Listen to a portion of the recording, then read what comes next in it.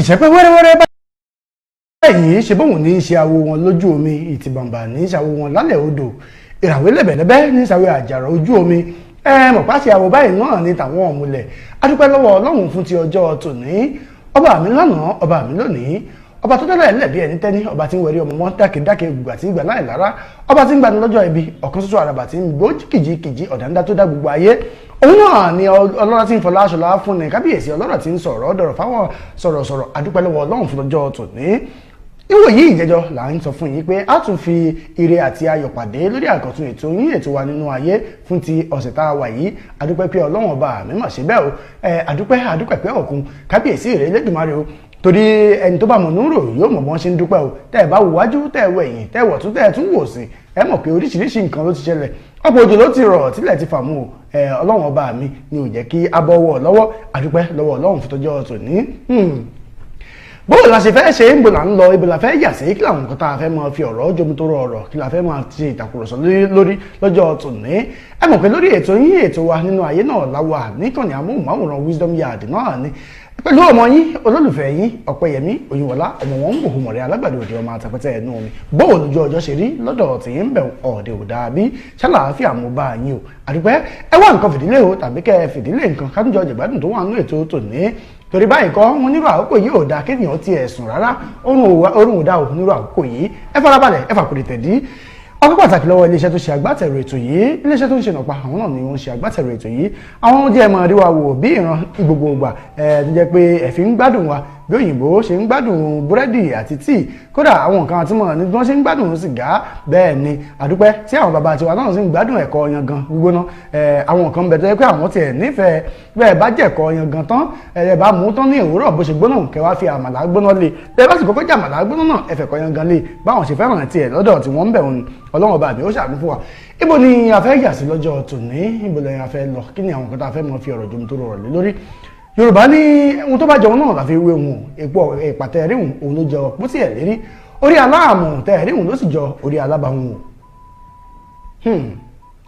yorùbá bọ̀ wọ́n ní bẹ́yẹ bá ṣe lọ láṣẹ ètùkú ẹ̀ tá a bá sì wo gígùn ejò bó ṣe gùn tó ó ṣe ṣe ká dáná sunlé ṣùgbọ́n ìjà awo ọ̀rọ̀ yìí ọ̀rọ̀ sunukun nígbà míì ojú sunukun la fi ń wò ó bọ́rọ̀ bá ti jáde ní gbóná fẹ̀lẹ̀fẹ̀lẹ̀ ní yàjóyàjó àáfarabalẹ̀ wò ó ni tọ́rọ omi gbóná tẹ́ ẹ̀ríhùn kì í pẹ́ lẹ́nu bẹ́ẹ̀ ni ọwọ́ ìpẹ́nsà kéèkéé bẹ́ẹ̀ ni lórí ọ̀rọ̀ pàìtọ̀ ìjọ kan ní ìlú Èkó eléyìí tí ilé ẹjọ́ jù sí ẹ̀wọ̀n gbére senior pastor bishop Olúwafẹ́yìrọ́pò Daniels eléyìí tó ń jù sí ẹ̀wọ̀n gbére nítorí pé wọ́n ní ó fi tipátipá bá ọ̀kan lára àwọn ọmọ ìjọ ẹ̀ lò pọ̀ tó sì jẹ́ pé ọ̀pọ̀lọpọ̀ àwọn ọmọ ìjọ ló ń ṣe àṣemáṣe pẹ̀lú tó jẹ́ pé ọ̀pọ̀lọpọ̀ wọn ò ní ò lè sọ̀rọ̀ ẹni tó fi ṣe igbákejì olùṣọ́ àgùntàn nù jọ ó jẹ́ ibi tí wàhálà àti ìṣòro ẹ̀ ti bẹ̀rẹ̀ ẹni tó fi ṣe igbákejì nínú ìjọ náà ní nǹkan bí ọdún mélòó kan sẹ́yìn arábìnrin tí wọ́n fi okò bò láṣìírí wọ́n ní ó fi ẹ̀sùn kan pàìtọ̀ pé àìmọye ìgbà ló máa ń fi tipátipá bọ̀ òun lò pọ̀ gẹ́gẹ́ bí pàìtọ̀ àgbà àti igbákejì pàìtọ̀ pé tó kódà táwọn bá jáde lọ ń gbà míì pé àwọn lọ fún evangelism pásítọ̀ nílò àti lọ assistant pastor náà ó tẹ̀lé gbogbo àwọn kìíní yìí ló ń ṣẹlẹ̀ ṣùgbọ́n wọn máa ń wò pé kí nìdí tó jẹ́ pé àwọn pàìtọ̀ tó ń jẹ́ pàìtọ̀ àgbààgbà yìí ọ̀rọ̀ à ń fipá bá ní lòpọ̀ yìí ó sì jẹ́ kó òun gbọ́ wọn ṣùgbọ́n gbogbo gbà tá a bá ní tòwó wọn lówó tá a bá ní tipò wọn nípò tá a bá ní gbogbo nǹkan tóbìnrin ń fẹ́ wọn ni o ṣùgbọ́n tá a bá wò dáadáa a sọ pé ìwà táwọn kan wù ń gbòòrò dá o pé àwọn kan wọ́n ń ṣe sugar ladies wọ́n ń ṣe sugar mommy wọ́n ń ṣe olóṣó ṣe gbogbo ẹ̀ tó sì rẹwà dáadáa àwọn èèyàn wọ̀nyí wò pé ẹja lọ fowó wa gbé àwọn ṣùgbọ́n àwọn ọmọ ọ̀jọ́ àwọn innocent ọmọ ọ̀jọ́ yìí àwọn wọn rògbò lórúkọ dádì wa àwọn dádì sọ pé àwọn dádì ní kì í ṣe pàìtọ̀ ìyẹn ó jẹ ẹni àkọ́kọ́ tírú ìṣẹ̀lẹ̀ báyìí ó ṣẹlẹ̀ sí lórí ọ̀rọ̀ à ń fipá bá ní lòpọ̀ tá a bá mọ̀ mo sì mọ̀ pọ́pọ̀lọpọ̀ ló mọ̀ dáadáa ẹni tó jẹ́ olóògbé tó jẹ́ olùdásílẹ̀ ìjọ Synagogue of All Nations TB Joshua lẹ́yìn ìgbà tóun náà jáde láyé tán ọ̀pọ̀lọpọ̀ àwọn èèyàn ló bẹ̀rẹ̀ sí í sọ̀rọ̀ tó wọn ni ń ṣe ni ó ń fipá bá ọ̀pọ̀lọpọ̀ àwọn ọmọ ìjọ ẹ̀ lòpọ̀ tó sì ń ṣe àṣìlò wọn nígbà tó fi wà lókè ìpẹ́. àpẹẹrẹ ní irú ti pàìtọ̀ yìí ìjọ tí pàìtọ̀ yìí dásílẹ̀ ní ìlú Èkó ìjọ tí ó lágbára púpọ̀ ni òtún yẹ pé àwọn èèyàn kódà ibi tí àwọn èèyàn ń pọ̀ ń jọ òun dé ó kọjá bẹ́ẹ̀ o Awon Christian Ministry tó wà ní ìlú Èkó òun ni orúkọ ìjọ náà àbẹ́ ẹ̀gbọ́ tí pásítọ̀ ìbá ń sọ̀rọ̀ wọn tẹ́ ẹ̀ bá gbọ́ àwọn ọmọ ìjọ àwọn èèyàn pàtàkì àwọn ọ̀tọ̀kùlú àwọn èèyàn ńláńlá láwùjọ àwọn ni wọ́n lọ ṣọ́ọ̀ṣì pásítọ̀ yìí o àwọn tó kàwé lójú méjèèjì torí pé tí pásítọ̀ bá ń sọ òyìnbó báyìí ẹ mọ̀ pé Cambridge lélẹ́yìí kà o kì í ṣèwé ẹ̀gbẹ́ ilé kì í ṣe àdọ̀bálẹ̀ kọ́ o àwọn kàwé débi èbó gan kàdé fún rẹ̀ ni kódà débi tẹ́ èbó gan ò kàdé ńgbà míì ṣùgbọ́n ẹ mọ̀ pé nǹkan kan ń bẹ tó jẹ́ ìṣòro àwọn ọmọ orílẹ̀-èdè Nàìjíríà nígbà tí wọ́n ní èèyàn fipá bá èèyàn lò pọ̀ láti ọdún 2020 ẹlòmíì jáde ní ọdún 2021 òun náà sọ tiẹ̀ ẹlòmíì jáde ní ọdún 2022 ní oríṣiríṣi ẹ̀sùn ṣùgbọ́n wọn ò fi ẹ̀sùn yìí kan pásítọ̀ yìí láti gbogbo àdé ọdún 2023 yìí ibi tí àwọn ọmọ ìjọ ti wá tutọ́ òkè tó ń fojú gbà nù wọ́n ní èṣù ń bẹ nù ìjọ pẹ̀lú àwọn èṣù yìí làwọn ọ̀tá ń lò láti rí i pé wọ́n gbé ẹni tó jẹ́ odidi olùṣọ́ àgùntàn ìjọ ọ̀hún wọ́n fi gbé ṣubú o torí tá a bá wò dáadáa kò sí evidence pé nǹkan báyìí kàṣá nǹkan báyìí káwòdì kò sí fọ́nrán fídíò kò sí pé wọ́n ṣe lé ìkàlẹ̀ àbí wọ́n ṣe tọ̀hún kalẹ̀ òun ló yẹ kó mọ̀ pé pásítọ̀ yìí ṣe ṣùgbọ́n ọ̀rọ̀ ẹnu lásán ṣákálá òun yẹ gbogbo àwọn nǹkan tí wọ́n ń sọ kò sí evidence kò sí proof lọ títí nígbà tí onídàájọ́ ó gbé ìdájọ́ kalẹ̀ wọ́n ní kó fi pásítọ̀ sí ẹ̀wọ̀n gbére fún ẹ̀sùn ìfipábánilòpọ̀ ní àkọ́kọ́ ẹlẹ́ẹ̀kejì ọ̀kan nínú àwọn ọmọ ìjọ tó jọmọ ọdún mọ́kàndínlógún 19 years náà òun náà tún sọ ó ní ẹ̀wò ìṣe ní pásítọ̀ tó ń sọ kíní àyà òun di fúra o gbogbo ògbà ni wọ́n máa ń fà á mu wò àfi bíi mílíkì kọ̀ǹdẹ́ǹsì lòmẹ̀ pé gbogbo ògbà ni wọ́n máa ń fà á tí ò bá yẹ bó ń dùn mọ́hùn náà kí ló tí ò sọ fẹ́ni kankan tẹ́lẹ̀ àbí gbogbo àwọn eléyìí kò sí proof pé tó o ṣe ọdọ́gbọ́n ya pásítọ̀ ìbí tó ti ń ṣe kíní yìí so rìkọ́ọ̀dù rẹ̀ àbó ṣe kò sí ṣùgbọ́n pẹ̀lú ọ̀pọ̀lọpọ̀ àwọn nǹkan tá àwọn ẹ̀rí oríṣiríṣi bí bàbá rà ṣe sọ níjọ́ ní ó ní àwọn ẹlẹ́rìí èké dìde sí mi wọ́n ń sọ ohun tójú wọn ò tó ṣùgbọ́n eléyìí àmọ̀ bẹ́lẹ́rìí èké ni bẹ́ẹ̀ kì í ṣe lẹ́rìí èké àwọn ìjọba bẹ̀rẹ̀ sí sọ̀rọ̀ wọ́n bẹ̀rẹ̀ sí yarí pé aṣíwájú Bọ́lá Ahmed Tinubu ló wà ń di nǹkan tó ṣẹlẹ̀ sí pásítọ̀ àwọn torí pé pásítọ̀ ti sọ̀rọ̀ takò Tinubu àwọn fẹ́ mọ̀ bóyá lóòótọ́ pásítọ̀ yìí Ọlọ́run ló rọ̀ torí ó rí àwọn ọ̀ràn tó jẹ́ pé ó pọ̀ àwọn ọ̀ràn tó rí lóríṣiríṣi ni o pàápàá jùlọ kó tó di pé wọ́n ṣe ètò ìdìbò ilé tó kọjá lọ yìí tó fi yan ààrẹ orílẹ̀-èdè yìí ó ní òun àtọlọ́run báyìí jókòó àwọn ṣèpàdé Ọlọ́run ti sọ pé tó báyìí ni ọ̀rọ̀ ó ṣe rí gbogbo ẹ̀ ló yànnàná á fi ara balẹ̀ gbọ́ kíní ọ̀hún èdè Gẹ̀ẹ́sì lè ṣàlàyé àwọn prọfẹ́sì tẹ́ ń gbọ́ lóríṣiríṣi tó yẹ pé ọgá pásítọ̀ ló sọ̀rọ̀ kíní kan ló ṣàwó kòkò ló ṣe bàbá àsáàsùn o gbogbo àwọn kíní ọ̀hún òun yẹn fi ara balẹ̀ gbọ́ lónìí kí ni wá ní àwọn ọ̀rọ̀ tí pásítọ̀ sọ bóò ló ṣe sọ̀rọ̀ tako ààrẹ orílẹ̀-èdè Nàìjíríà irú àwọn àsọtẹ́lẹ̀ wo ló sọ ń pa ààrẹ Bọ́lá Ahmed Tinubu táǹgàn ló sọ pé yóò di ààrẹ orílẹ̀-èdè Nàìjíríà gbogbo ẹ̀ lẹ́ni àǹfààní àti gbọ́ báyìí amójú ẹ̀rọ mi jẹ́ àkọ́kọ́ tí ẹ̀ gbọ́ ọ̀rọ̀ látẹnu pásítọ̀ kó tó di àsìkò ìdìbò gbogbo àwọn nǹkan tó sọ mo fẹ́ kẹ́ ẹ mọ́ bá mi dè é ní kọ̀ọ̀kan o ẹ bá mi dè é ní kọ̀ọ̀kan ṣùgbọ́n ká tó gbé yìí sókè náà jẹ́ adẹ́ka ìpolówó ọjà wa iléeṣẹ́ tó ń ṣìnà paná òun ṣàgbàtẹ̀rọ ètò yìí nígbà tá a bá dé padà á wà tẹ̀wájú gbogbo àwọn fọ́nrán fídíò ibi tí ó ti sọ̀rọ̀ tako ààrẹ orílẹ̀-èdè Nàìjíríà àti gbogbo àwọn tó wà lórí àlééfà gbogbo ẹ̀ ní ẹ fi ara balẹ̀ gbọ́ kó tó di pé ọ̀rọ̀ ẹ̀ já sí ọ̀rọ̀ ẹ̀wọ̀n gbére tí a kàn sí wọn iléeṣẹ́ tó ń ṣìnà paná ẹ̀ka ìpolówó ọjà wa nígbà tá a bá dé padà á máa tẹ̀wájú láti ibi tí a ti bá ètò dé báyìí amójú ẹ̀rọ mi gbàgbé òkè náà mò ń bọ̀ ntí dé. bí mo bá ti kú kò yí Ọlọ́run nípò padà. ìbílẹ̀ mélòdì kan confam ẹ̀ o lọ́pá abámisọ̀ yìí ẹ máa mú eléyìí náà náà bọ́ọ̀lì kìíní o ẹ ṣáà rí mo yé ń fẹ́ bó ti ṣe kí ni mo gbé bọ́ọ̀dì owó mi ti máa lọ màá tún kọrin from one place to another place ẹ̀rọ kò easy mo lọ mẹ́rin márùn-ún kílẹ̀ tó mọ́ tó bá fi mẹ́rin àràgbá mẹ́rin àlùṣà bàbá lọ́pá. bí ó bá sí wọ kò sóhun tí mo lè ṣe. Ọ̀pá for management of power. ẹ káàbọ̀ padà láti ẹ̀ka ìpolówó ọjà wa iléeṣẹ́ tó ṣe agbátẹrù ètò yìí àwọn náà lẹ́rí òun tó ibi tí a bá ọ̀rọ̀ dé gbajúgbajà ìránṣẹ́ Ọlọ́run yìí a wá farabalẹ̀ gbọ́ àwọn prọfẹ́sì oríṣiríṣi tí ó ti prọfẹ́sáì tẹ́lẹ̀ lórí ọ̀rọ̀ ìjọba orílẹ̀-èdè Nàìjíríà àti bó ṣe rí ẹ̀wọ̀n òwe ní pẹ̀lú sùúrù àti pé bọ́rọ̀ ẹ̀ ṣe já sí ọ̀rọ̀ ẹ̀wọ̀n gbére ẹ̀yìn farabalẹ̀ àti gbọ́ kí làwọn nǹkan tó sọ nípa Tinubu kó tó di pé Tinubu jẹ́ ààrẹ orílẹ̀-èdè Nàìjíríà kí ni àwọn ohun tó sọ pé yóò ṣẹlẹ̀ àti pé ta ló ní yóò wà lórí àpèrè ta ló ní yóò jókòó lórí àpèrè ta ni yóò jáde láyé àbí ta làwọn aráàlú ó lè kúrò lórí oyè gẹ́gẹ́ bí Pasito yìí ṣe sọ ẹ jẹ́ àkànṣe wọn ní ilé agbára náà ẹ jẹ́ àgbọ̀ràn látẹnu Pasito tó sọ̀rọ̀ fúnra ẹ̀ ká gbọ́ nǹkan tó sọ pé Ọlọ́run fi hàn òun tó wà tó lọ́run jọ ṣe mítìnì kẹ́yìn náà wá fi ara balẹ̀ gbọ́ ìyàtọ̀ tó wà nínú ẹ̀ àti ohun tó ṣẹlẹ̀ pẹ̀lú ètò ìdìbò ilé tí ó kọjá lọ ṣé gbogbo ìránṣẹ́ Ọlọ́run tó ń pariwo Ọlọ́run Ọlọ́run ṣé gbogbo náà ni ó jẹ́ pé Ọlọ́run ló rán ni àbá àti jẹ́ àti mú lọ́lùmí ìwà káàkiri báńgbé òkè náà agbójẹ́ ẹ̀rọ mi mò ń bọ̀ n tí ì dé.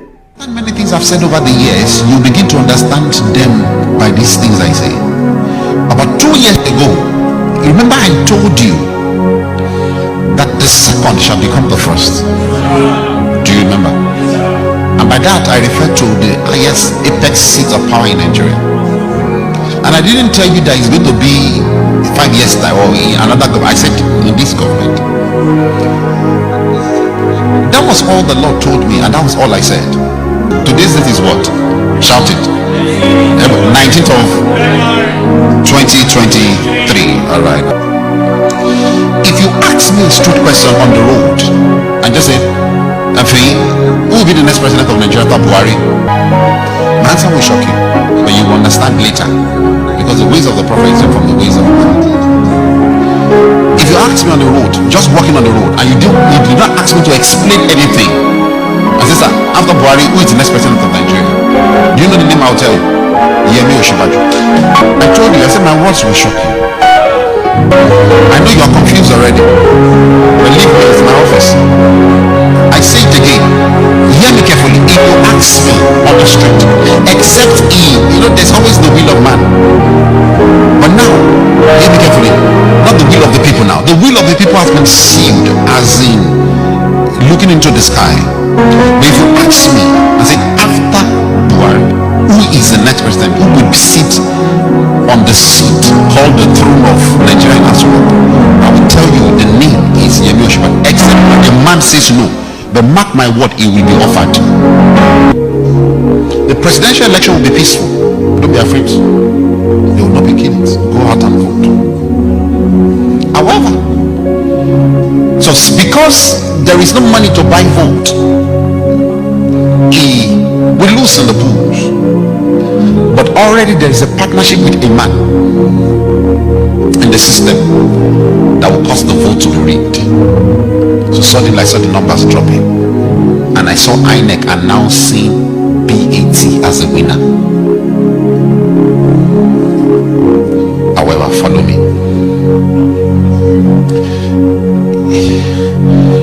I even saw what he was wearing.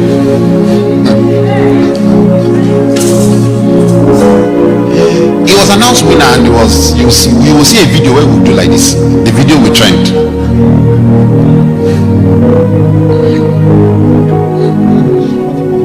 Because I've lived in the future. Follow. He will be declared winner on falsehood. The Lord, I saw Peter will be crying, red eye in tears, proper tears. I saw Atiku like this. I told Atiku 4 years ago, I told this team 4 years ago that he will never become the president of Nigeria, and that's still within his stone. He will never. So there's nothing to bother. He should just go home and keep his money. But follow me carefully. A revolution is coming. A greater than NSAS is coming. People, the doors will be shut. You will not go to work. You will be in your houses. How will this revolution start? Hear me. How will the revolution start?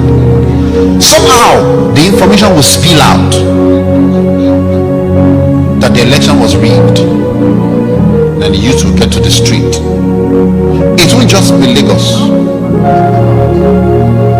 It will be almost every state of Nigeria. The youth will get to the street and they will start the protests. These protests will lead to a revolution. Hear me? Peter Obi will go to court. He will go to court.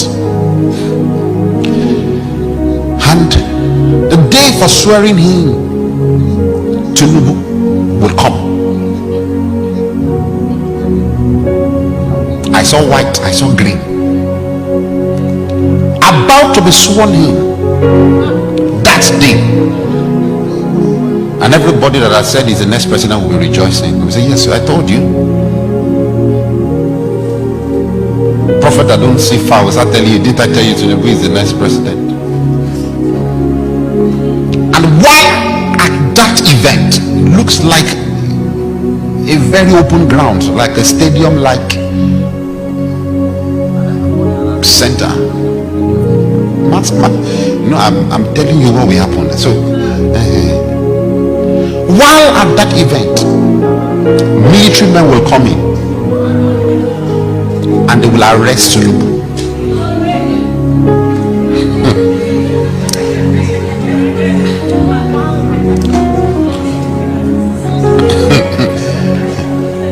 I'm playing the movie before you, Abi. So that you will know that prophecy is not just calling people's name. Mark my words. I'm speaking from my office. I'm not speaking by a gift. He'll be arrested. And at that point, an interim government will rule Nigeria.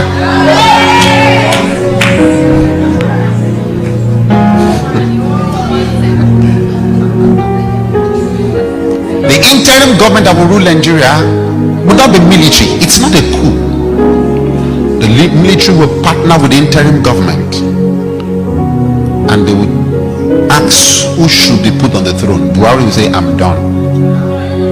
I'm for peace. And they will say, make Oshibajo.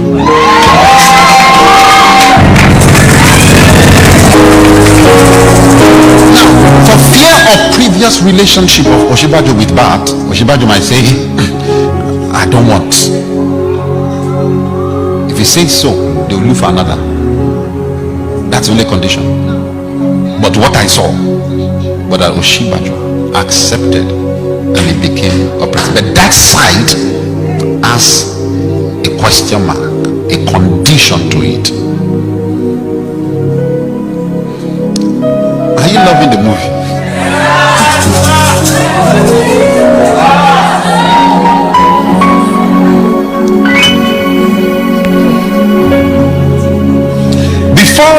Before the 29th, the swearing in day, when bat will be taken. Before that day, when bat will be taken, I saw Peter will be arrested and detained by DSS after the election. Because he's coming to play the role of somewhat like a Messiah, but not the way you define Messiah. And the way Messiah suffers, he must suffer. You'll be arrested and detained. When moment that is done, please stay in your houses. The moment that is done, the revolution and the riots will increase. There will be killings. There will be destruction of properties. As the days to the election comes by, you will see more PDP governors joining Tinubu. They might not declare publicly, but they will give him all the support in it. In the election, number one, in numbers of votes will be Obi. Number two will be Bat. Number three will be Atiku. However, like I told you, it will be rigged, and you hear number one is Bat, number two is Obi, number three is Atiku. Lẹ́yìn náà gbọ́ gbogbo àsọtẹ́lẹ̀ ilé ìtìpá ìtọ̀ yìí tó sọ láti bẹ̀rẹ̀ dé òpin. Gbogbo nǹkan tó sọ, gbogbo nǹkan tí ó lè da orílẹ̀-èdè rú, tó lè tako Tinubu, tó lè mú kí ààrẹ oṣù gbogbo àìkan láwọn nǹkan tó gbé síta tó sọ̀rọ̀ nípa èyí. Ìjọba àti tani ẹni ìjọba ò bá sì ìfẹ́ mú ni ò tí ìfẹ́ mú, kò sí bóyá ìfẹ́ lágbára tó ń mú ọ. Ṣùgbọ́n eléyìí ò sọ pé bóyá nǹkan tó sọ òun tó jẹ́ kó ń torí ẹ̀gbẹ́ àwọn ẹ̀sùn tó fi kàn ní ẹ̀sùn ìfipábánilòpọ̀. ó yàtọ̀ sí nǹkan tí òun ń sọ báyìí àti nǹkan táwọn ọmọ ọjọ́ ẹ̀ sọ torí ọ̀pọ̀lọpọ̀ àwọn oníròyìn wọn gbìyànjú àti bá a sọ̀rọ̀ kò tiẹ̀ dáhùn wọ́n ti fi sí ẹ̀wọ̀n gbére báyìí ẹ jẹ́ àwọ̀ bọ́n ti gbé kúrò ní kóòtù ní àná tó fi di èrò ẹ̀wọ̀n gbére amójú ẹ̀rọ mi báyìí tí ó kè káwọn aráàlú orí bí wọ́n ti sọ di kìnní tó ń gbé lọ tí wọ́n ń tì gbọ̀ngbọ̀n tó di ẹni tí ó lọ lo ìyókù ayé rẹ̀ nínú ọgbà ẹ̀wọ̀n báńgbé òkè náà mò ń bọ̀ nù tí ì dé. Sweetheart.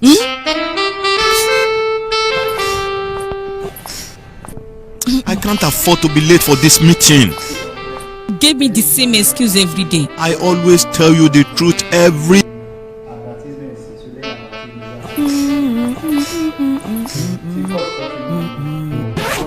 You know I will never disappoint you.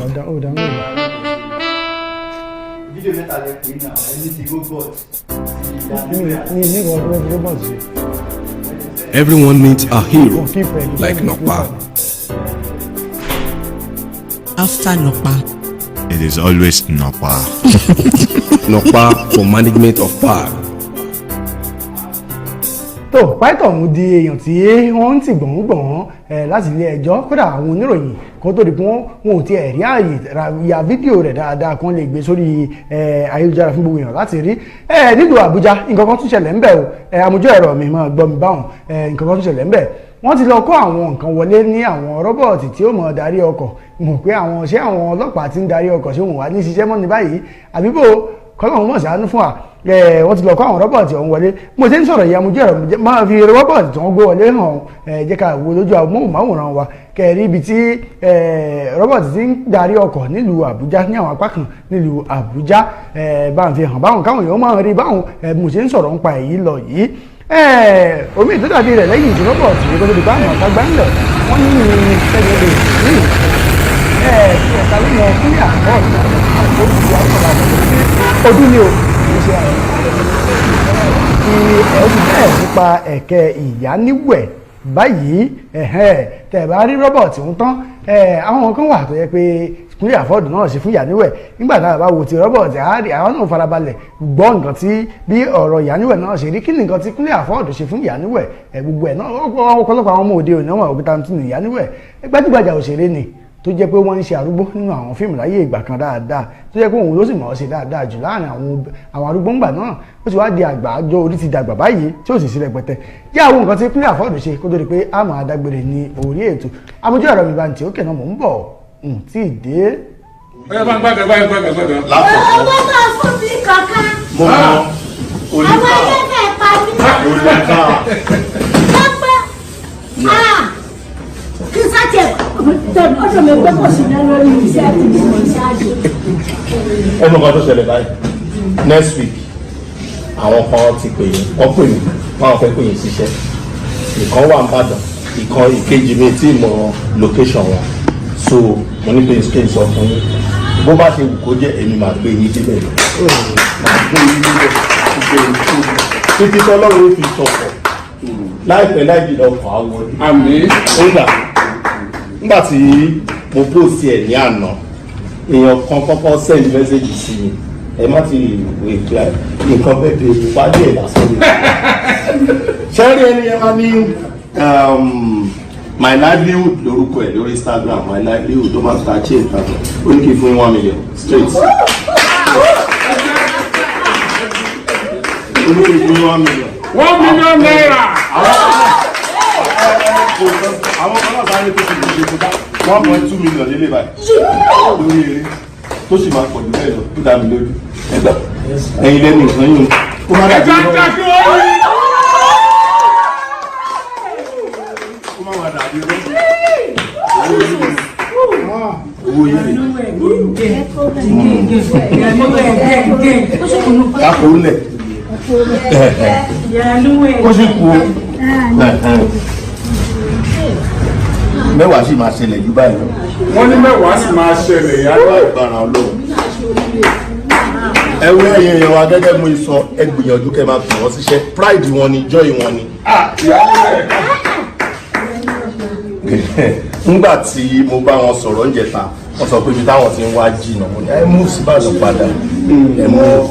Mo dúpẹ́ lọ́pọ̀lọpọ̀ mo dúpẹ́ lọ́wọ́. ṣẹ́yìn náà rí pé Kúnlé Afọ́ọ̀dù náà ti bẹ̀rẹ̀ sí ṣiṣẹ́ ribiribi láàrin àwọn àgbààgbà òṣèré pàápàá jùlọ àwọn tó ti kópa ribiribi tí wọ́n ti jìyà nídìí tíátà ṣùgbọ́n tó dàbí ẹni pé nǹkan ò ṣe dáadáa fún mọ́ ní àkókò yìí Kúnlé Afọ́ọ̀dù ń kàn sí wọn níkọ̀ọ̀kan èjèèjì tó sì ń fi nǹkan ta wọn lọ́rẹ ara ẹ̀ náà lẹ ti rí ti ìyá níwẹ̀hún kódà eléyìí tó ń fún wọn tẹ́ ẹ̀rí hùn ayẹyẹ bẹ́ẹ̀dẹ̀ lásán wọ́n fi hùn ṣe wọ́n nítò àwọn tó fún ìyá láwọn nǹkan ti dọ́ pé ìyá gan mọ̀ pé ìyá táwọn ti jẹ sẹ́yìn àwọn fẹ́ jọ̀rọ̀ ẹ̀ báyìí bẹ́ẹ̀ ni Kúnlé Afọ́ọ̀dù ló ṣe promise ìyá níwẹ̀ bẹ́ẹ̀ ni a sì mọ̀ pé tó nǹkan tó bá sọ bẹ́ẹ̀ náà ni ó ṣe ṣe bẹ́ẹ̀ ni ó ṣe rí adúpẹ́ lọ́wọ́ Ọlọ́run tó ibi tí àgèkiri ọ̀hún péré ti mọ ní ọjọ́ tò nínú lórí ètò yín ètò wa nínú ayé oníyànṣe ọlọ́bẹ̀ṣe gbogbo ẹ̀yin tẹ́ bá fẹ́ jẹ náà ẹ kú àìbínú ẹni tó darapọ̀ mọ́ wa lórí ètò wọn ni ṣé Tinubu náà ló ní kí pásítọ̀ máa fi gbó lára rẹ̀ kó má kò níjànú àbí àwọn adójútì ní pásítọ̀ àbíbò ẹ̀ta ló sọ eléyìí Yétúndé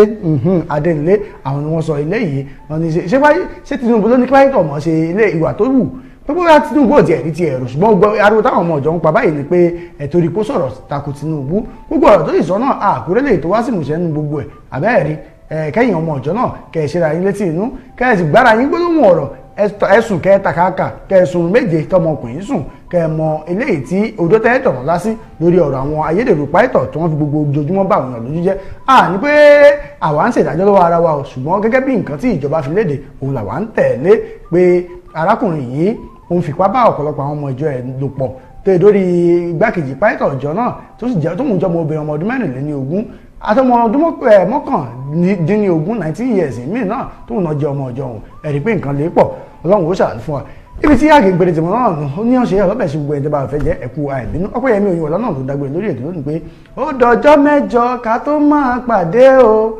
Ọpẹ́yẹmí màmá ń relé rẹ̀ ó dìgbà o ikọ́ kan kì í kọ́ méjò lẹ́sẹ̀ ó dìgbà Ọpẹ́yẹmí màmá ń relé rẹ̀ ó dìgbà o ẹ wo ìrìn láfi pàdé ní ọjọ́ mẹ́jọ ó dàbọ̀.